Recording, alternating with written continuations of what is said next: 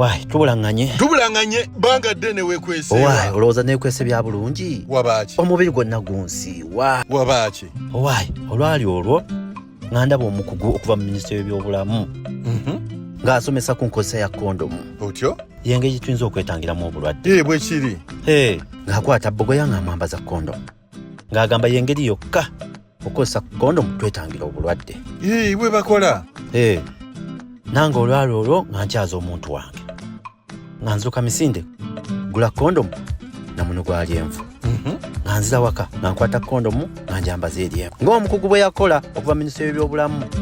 Sooka olinde okyaziza omuntu ate oguze kondomu ojambaziza eri envu n'oteeka wansi w'ekitanda gwe n'olinya obuliri nga kondomu eri ku lyenvu. Y'enkozesa gye yatugamba oli mulalu kawuki emyaka gya kusalira bwerere. Kawuki ku myaka gy'olina tomanye bakozesa kondomu.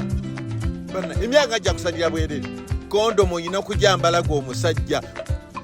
Oli omukugu yali akulaga bulazi. Wali yagala jambale ku mubiri nga nsi yonna eraba ku TV. Edduka mangu weekebeze oyinza okuba ng'afuna endwadde ez'ekikaba oba akawuka akaleeta mukenenya. Yanguwa mangu ofune peepu bw'omala bakukebere ate era ofuna obujjanjabi. Bannanga bavubu muyige enkozesa ya kondomu. Kondomu omusajja olina kujambala ku mubiri gwo.